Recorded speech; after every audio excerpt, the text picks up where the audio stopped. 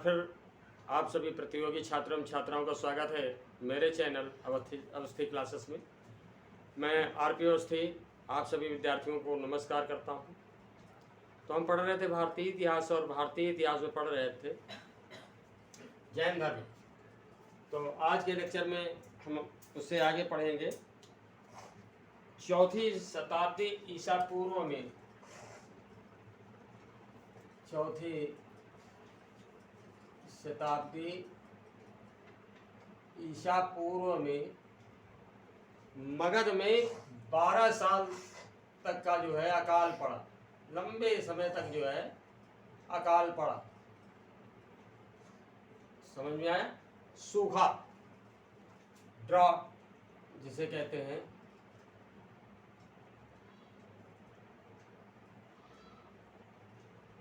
लंबे समय तक का अकाल पड़ा, यानी 12 साल तक का सूखा पड़ा। और इस सूखे की स्थिति में जैन धर्म के जो दो महान विद्वान थे, भद्रबाहु और स्थूलबाहु,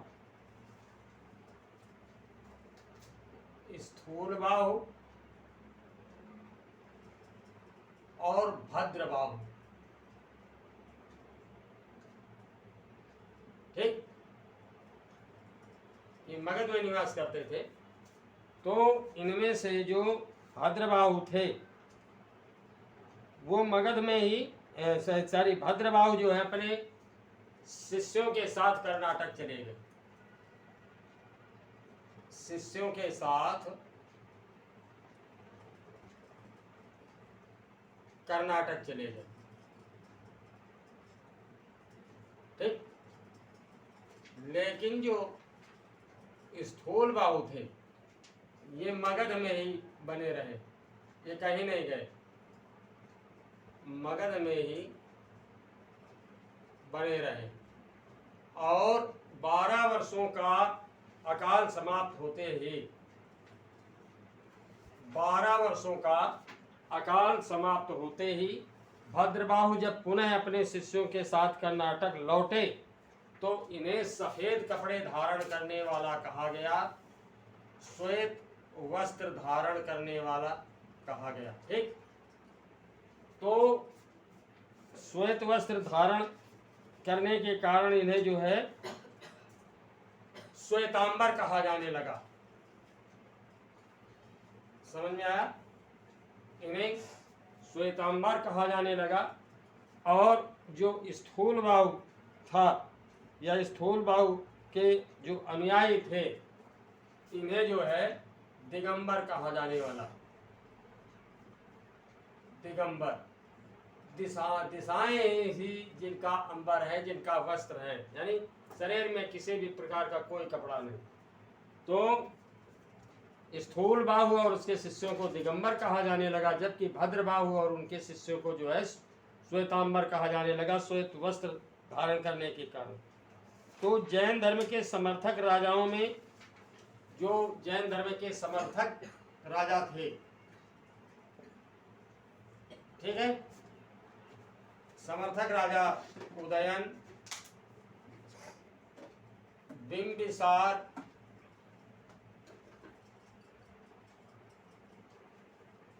ठीक, चंद्रगुप्त मौर्य, अजातशत्रु,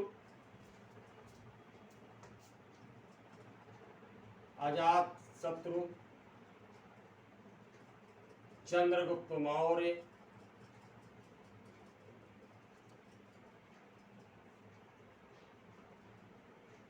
ठीक, और साथ ही साथ बिंदुसार और खारवेल,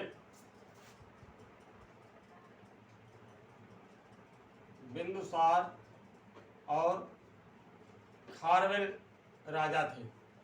इन्होंने जो है जैन धर्म का समर्थन किया और इसे पोषित करने में सहायता की, इसके प्रचार प्रसार के साक्षी बने।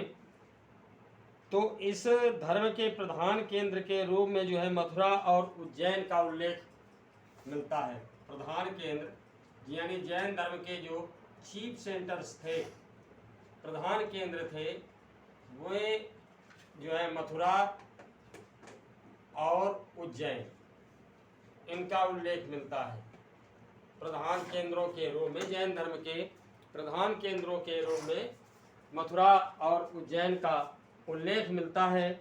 साथ ही साथ महावीर स्वामी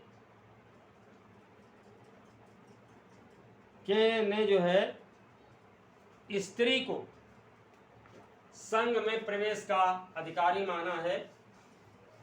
इसके अतिरिक्त जैन धर्म में यह भी बताया गया कि स्त्री भी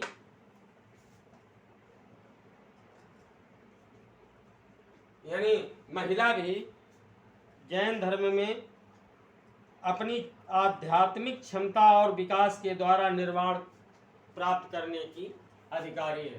ठीक है, स्त्री जो है अपनी आध्यात्मिक क्षमता के द्वारा, आध्यात्मिक क्षमता के द्वारा निर्वाण प्राप्त करने की अधिकारी है। समझ में आया? निर्वाण प्राप्त कर सकती है। साथ ही साथ महावीर जैन ने स्त्री को संघ में प्रवेश करने का अधिकारी भी माना है। यानी उन्होंने ये अधिकार दिया कि स्त्री भी जो है संघ में प्रवेश प्राप्त कर सकती है, जबकि उत्तर वैदिक काल में सनातन धर्म में ये संभव नहीं था, स्त्रियों को ये अधिकार नहीं दिया था। मैं पूर्व में बता चुका हूँ कि ऐसा लिख दिया गया था, लिखा गया ब्राह्मणों के द्वारा कि महिला और शूद्र के कान में यदि वेद शब्द जो है संस्कृत की वेद धातु से बना है, संस्कृत की वेद धातु से बना है, जिसका अर्थ है ज्ञान। समझ में आया? या जानकारी प्राप्त करना, टू नो। तो ये लिखा गया कि यदि नारी और शूद्रों के कान में वेद का एक भी अक्षर पड़ जाए तो उनके कान में पिघला हुआ शीशा यानी लेड भर देना चाहिए। इतना कठोर दंड का प्रावधान था। लेकिन जैन धर्म ने जो है स्त्रियों के विकास का रास्ता खोला। उन्हें ये बताया कि अध्यात्म के द्वारा, अध्यात्म का मतलब क्या है? जो धार्मिक ग्रंथ हैं उनका अध्ययन, यानी डीप नॉलेज अबाउट रिलीजन। तो अध्यात्म की क्षमता के द्वारा, आध्यात्मिक ज्ञान के द्वारा वो जो है निर्वाण को प्राप्त कर सकती थी। दूसरी बात, महिलाओं को संघ में प्रवेश करने का अधिकार भी था। जो इनका ग्रुप था, समुदाय था, उसमें प्रवेश करने का जो है अधिकार था। और आरंभ में जो है जैन धर्म में मूर्ति पूजा का प्रचलन नहीं था। आरंभ में जो है जैन धर्म में मूर्ति पूजा का प्रचलन नहीं था शुरुआत में, ठीक है। लेकिन कालांतर में काफी समय के बाद श्वेतांबर संप्रदाय के लोगों ने महावीर एवं अन्य तीर्थंकरों की मूर्तियां बनाकर उनकी पूजा आरंभ कर दी। यानी श्वेतांबर संप्रदाय के लोगों के द्वारा ऐसा कार्य आरंभ किया गया, ठीक है। श्वेतांबर संप्रदाय के लोगों के द्वारा जो है महावीर जैन और उनसे पहले के जो तीर्थंकर थे उनकी मूर्तियां बनाकर उनकी पूजा करना आरंभ कर दिया गया। और महावीर स्वामी ने अपने 11 प्रमुख अनुयायियों के साथ एक संघ की स्थापना की, ठीक है। महावीर स्वामी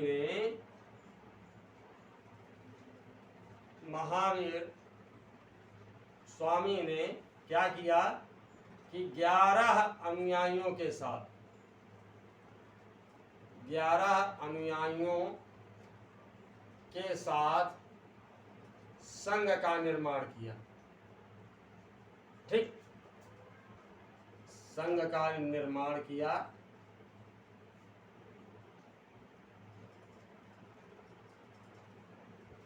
और ये संघ की स्थापना जो है इनका गणधर, यानी जो गणधर होता था, गण का प्रधान, समूह का प्रधान गणधर, ये जो 11 लोग थे ये ब्राह्मण थे, 11 ब्राह्मण थे।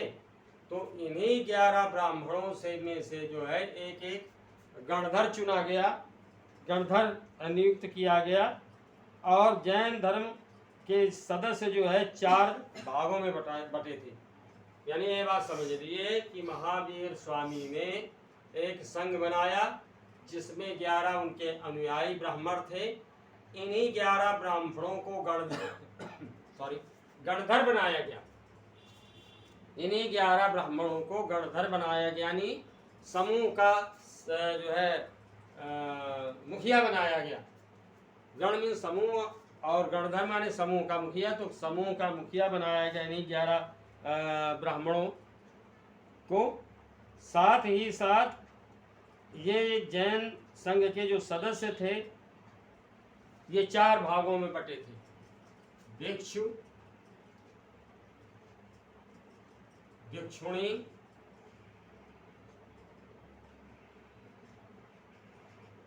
श्रावक और श्राविका। इन 4 भागों में जो है संघ बटा हुआ था। ठीक, संघ 4 भागों में बटा हुआ था, भिक्षु, भिक्षुणी, श्रावक और श्राविका। भिक्षु भिक्षुणी जो है पूर्ण रूप से सन्यासी का जीवन व्यतीत करते थे, यानी ये जो है दोनों ये सन्यासी जीवन जीते थे, सन्यासी का जीवन जीते थे। जबकि ये दोनों श्रावक और श्राविका गृहस्थ का जीवन जीते थे, घर में रह करके जैन धर्म को मानते थे, उपासक होते थे। तो भिक्षु और भिक्षुणी जो है यानी सन्यासी का जीवन जीते थे और श्रावक और श्राविका गृहस्थ जीवन जीते थे। इस तरह से आप देखते हैं कि संघ 4 भागों में बटा हुआ था। जैन मतानुयायी कृषि एवं युद्ध के विरोधी थे क्योंकि इससे जीवों की हिंसा होती थी।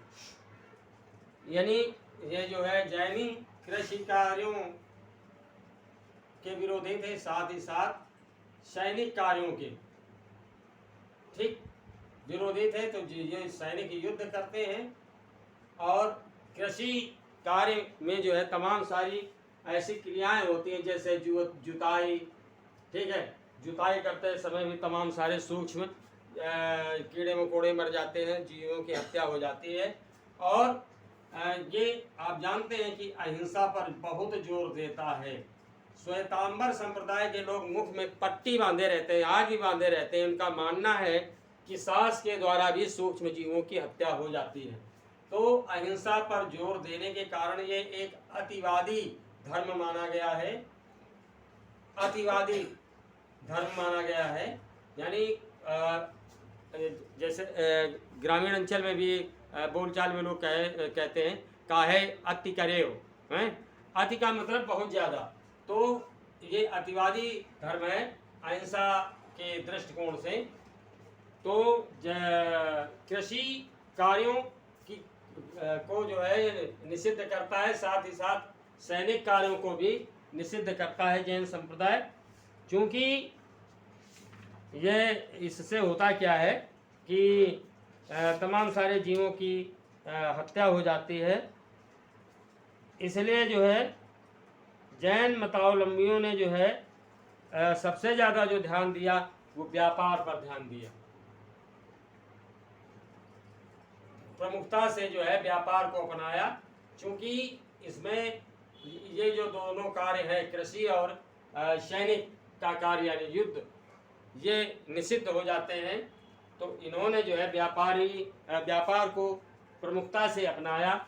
इसके अतिरिक्त इन्होंने जो है जन सामान्य की भाषा, उस समय आप देख रहे हैं कि उत्तर वैदिक काल में जो ज़्यादा बोलबाला था वो संस्कृत का था, लेकिन संस्कृत जो है ब्राह्मणों की भाषा थी। ठीक, संस्कृत आप जानते हैं कि जाति वर्ण विभेदन तो हो ही चुका था, और वर्ण विभेदन के अंतर्गत भी बहुत सारी जातियां बन चुकी थी। जैसे ब्राह्मणों में भी आज देखते हैं, ब्राह्मण में आप देखते हैं कि दुबे यानी द्विवेदी वही दुबे कहलाते हैं, ठीक। त्रिवेदी, चतुर्वेदी हैं, तो इसी तरह से चौबे, शुक्ला, पांडे, मिश्रा, तो इन्हीं यानी ब्राह्मणों में ही जो है 10 वैरायटी हो गई, ठीक। इसके बाद क्षत्रियों में हैं चौहान, चंदेल, परिहार, सेंगर, गौर, ठीक, और गौतम। तो इस तरह से ये ठाकुरों में हो गए, क्षत्रियों में। और वैश्य में जो है, वैश्य में हम देखते हैं कि जैसे क्या है, श्रीवास्तव हैं, निगम, अग्रवाल, गुप्ता, हाँ, तो और इसी में उमर वैश्य, तो सैकड़ों जातियां इसमें बन गई। इसी तरह से शूद्र में तो बहुत ही ज़्यादा जो है ना। अब कुर्मियों में भी, अगर कुर्मी में देखें जो ओबीसी के अंतर्गत आते हैं कुर्मी, तो कुर्मी वैरायटी आजकल तो जो है ना कंबाइंड रूप से सभी पटेल लिखने लगे, लेकिन जब इनकी वैरायटी देखें तो देखिए वर्मा, उमराव, सचान, कटियार और कनौजिया, तो इस तरह से तमाम सारी वैरायटी जो है, तो यानी जातिगत जटिलता जो है बहुत ज़्यादा हो गई थी, बहुत ज़्यादा, ज़रूरत से ज़्यादा जातिगत जटिलता उस समय हो गई थी, जो आज भी कायम है समाज में, आज भी बहुतायत में है ये जातिगत जटिलता। और ये जातिगत जटिलता यकीनी तौर पर विकास के मार्ग को अवरुद्ध करती है। तो उस समय ब्राह्मणों की भाषा जो थी संस्कृत थी, लेकिन जन समुदाय की भाषा जो है, आम लोगों की भाषा, जो लोग पढ़े लिखे नहीं थे, क्योंकि शिक्षा का अधिकार केवल ब्राह्मणों को ही था, तो इन्होंने जन सामान्य की भाषा प्राकृत को अपनाया। जैनियों की जो प्रचार प्रसार की भाषा थी वो प्राकृत थी, तो इन्होंने प्राकृत को अपनाया। जैन धर्म का महत्वपूर्ण ग्रंथ जो है कल्पसूत्र, जैन धर्म का महत्वपूर्ण ग्रंथ, जैन धर्म का महत्वपूर्ण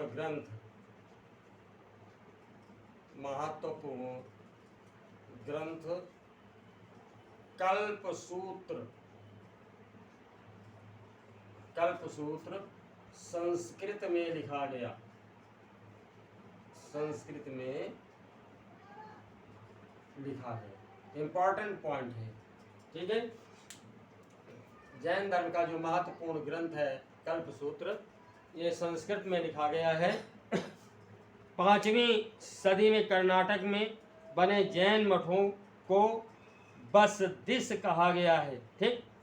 5वीं सदी में जो है जैन धर्म में जो मठ बने उनको जो है बसदिश कहा गया है, बसदिश, ठीक। ये जैन मठ है, जैन मठ है जिनका निर्माण जो है 5वीं सदी में किया गया कर्नाटक में, यानी ईसा के बाद 5वीं सदी में।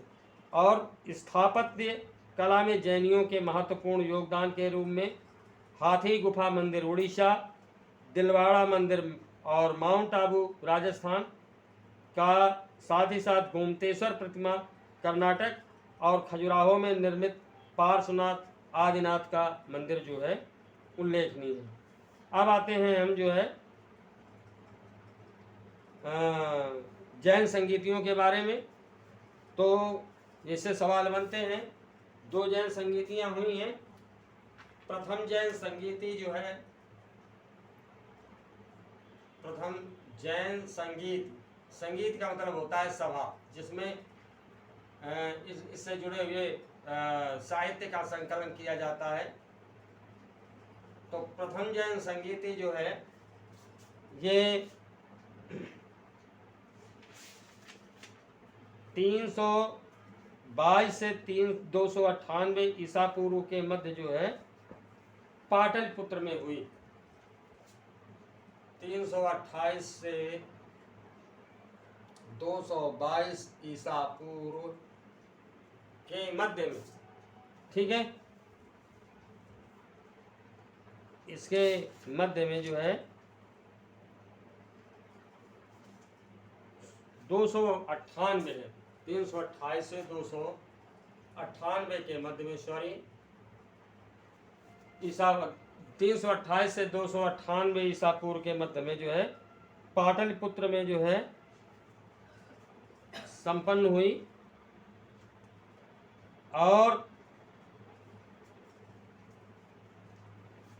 पाटलिपुत्र में संपन्न हुई। और इसका जो अध्यक्ष था, इसका अध्यक्ष वो भद्रबाहु था, भद्रबाहु, ठीक। और शासक उस समय जो था वो था चंद्रगुप्त मौर्य। शासक चंद्रगुप्त मौर्य, यानी चंद्रगुप्त मौर्य के शासन काल में ये प्रथम जैन संगीत पाटलिपुत्र में आयोजित की गई, जिसका अध्यक्ष भद्रबाहु था। और ये इसका समय जो है 328 से 298 ईसा पूर्व का है। इसके अतिरिक्त जो है 322 से 298 ईसा पूर्व, यानी 322 ईसा पूर्व से 298 ईसा पूर्व के मध्य में। अब इसमें काम क्या किया गया? जैन धर्म के महत्वपूर्ण 12 अंगों का प्रणयन किया गया। जैन कार्य जो है क्या किया गया? जैन धर्म के 12 अंगों का प्रणयन, 12 अंगों का प्रणयन किया गया, यानी 12 अंगों का जो है संकलन किया गया, उसे इकट्ठा किया गया, एक जगह रखा गया। साथ ही साथ जैन धर्म जो है श्वेतांबर और दिगंबर नामक 2 भागों में बट गया। जैन धर्म जो है श्वेतांबर और दिगंबर नामक 2 भागों में बट गया। अब देखते हैं दूसरी जो जैन संगीति है, दूसरी जैन संगीति, दूसरी जैन संगीति का आयोजन ये 512 ईस्वी में हुआ। 512 ईस्वी में, ठीक है। 512 ईस्वी में इसका आयोजन किया गया और स्थान था वल्लभी। वल्लभी नामक स्थान पर जो है इसका आयोजन किया गया। वल्लभी नामक स्थान पर यह संगीत आयोजित की गई। इसका जो अध्यक्ष था देवर्धि क्षमा श्रवण, अध्यक्ष देवर्धि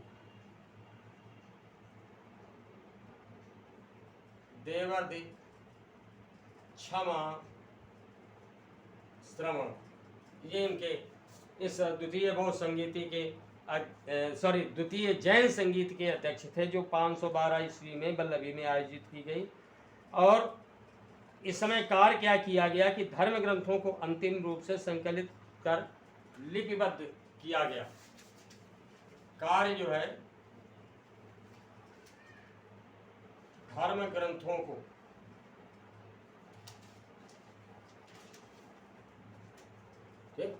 धर्म ग्रंथों को अंतिम रूप से संकलित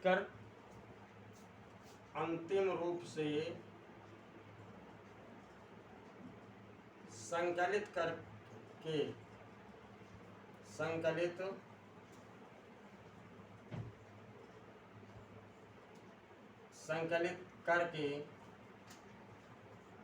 लिपिबद्ध किया गया, यानी उन्हें लिखा गया, लिपिबद्ध किया गया यानी उन्हें लिखा गया। तो इस प्रकार जो है आप देखते हैं कि ये जैन धर्म प्रचार प्रसार में आया, एक नए धर्म का सूत्रपात हुआ। इस धर्म के द्वारा काफ़ी हद तक जो सनातन धर्म से उपजी हुई असमानता थी, सनातन धर्म से जो उपजी हुई जटिलताएं थीं, काफ़ी हद तक उनका सलूशन मिला। काफ़ी हद तक जो है मानव जीवन में सरलता आई, बहुत सारे लोग जो है इससे जुड़े। तो एक नवीन धर्म के सूत्रपात से मानव जीवन काफ़ी कुछ आसान हुआ और लोगों को इससे जुड़कर अपने जीवन को विकसित करने का अवसर मिला। तो उम्मीद करता हूँ कि इस तरह से जैन धर्म अच्छे से समझ में आ गया होगा। यदि कहीं पर कोई किसी भी तरह की समस्या है तो प्लीज़ कमेंट करके पूछिए, आपका स्वागत है। नए छात्रों से मेरा पुनः अनुरोध है कि प्लीज़ मेरे चैनल अवस्थी क्लासेस को सब्सक्राइब करें, इसे लाइक करें और शेयर करें। नेक्स्ट लेक्चर में मेरी फिर आपसे मुलाकात होगी, तब तक के लिए नमस्कार।